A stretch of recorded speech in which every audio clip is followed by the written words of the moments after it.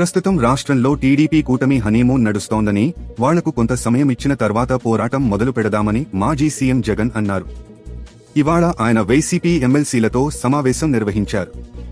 ఈ సందర్భంగా ఆయన మాట్లాడుతూ, చంద్రబాబు హయాంలో పాపాలు చాలా త్వరగా పండుతాయని, గతంలోనూ చంద్రబాబు పాపాలు ఎలా పండాయో అందరం చూశామని తెలిపారు. శిశుపాలుడి 100 తప్పుల మాదిరిగా చంద్రబాబు తప్పులను కూడా లెక్కిద్దామని పిలుపునిచ్చారు.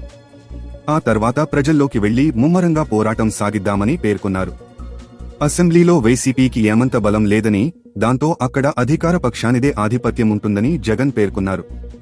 అయితే మండలిలో వైసీపీకి బలం ఉన్న విషయాన్ని గుర్తించాలని సూచించారు. తమను ఎవరూ ఏమీ చేయలేరని, మహా అయితే 4 కేసులు పెడతారేమో అని జగన్ వ్యాఖ్యానించారు.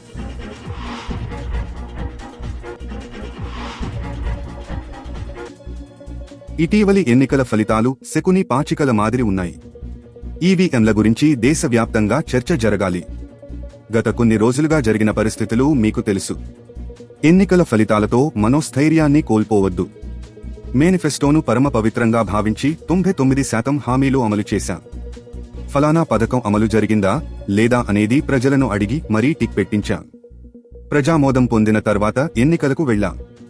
కానీ ఎన్నికల్లో ఏం జరిగిందో అర్థం కావడం లేదు. 2019 నుంచి 2024 వరకు కాలం వేగంగా గడిచిపోయింది. 2029 కూడా అంతే వేగంగా వస్తుంది. సినిమాలో ఇది ఫస్ట్ హాఫ్ మాత్రమే, సెకండ్ హాఫ్ మిగిలే ఉంది. గతంలోనూ ఇలాంటి సంక్షోభ పరిస్థితుల నుంచి పైకి లేచా. ఇటీవల ఎన్నికల్లో మనకు 40% ఓట్లు వచ్చాయి. అంటే దానర్థం ఇంటింటికి మనం చేసిన మంచి బ్రతికే ఉంది. వాళ్ల పాపాలు పండనిద్దాం. ఆ తర్వాత మనమేంటో చూపిద్దాం. ఓటు వేయని వాళ్లపై అమానవీయ రీతిలో దాడులు చేస్తున్నారు. ఇదొక పాపం. కేంద్రంలో చంద్రబాబుకు అనుకూల పరిస్థితులు ఉండి కూడా ప్రత్యేక హోదా అడగకపోవడం రెండో పాపం. రాబోయే రోజుల్లో వీళ్లు ఇంకా చాలా పాపాలు చేస్తారు. ఆ పాపాలన్నీ పండే వరకు మనం ధైర్యంగా నిలబడాలి. ఇక అసెంబ్లీలో మనకున్న సంఖ్యాబలం ప్రకారం ప్రతిపక్ష హోదా ఇస్తారా అనేది సందేహమే. ఓటు వేయలేదని ఆస్తులకు నష్టం కలిగిస్తూ వ్యక్తులపై దాడులు చేస్తున్న వీళ్లకు మనకు ప్రతిపక్ష హోదా ఇచ్చేంత నైతిక విలువలు ఉన్నాయా అనేది కూడా సందేహమే. మనం ఖచ్చితంగా ప్రజల్లోనే ఉందాం. రోజులు గడిచే కొద్దీ మనం మరింతగా ప్రజల్లోకి వెళదాం. గతంలో నేను 14 నెలల పాటు పాదయాత్ర చేశాను. ఆ వయసు, ఆ సత్తువ నాలో ఇప్పటికీ ఉన్నాయి.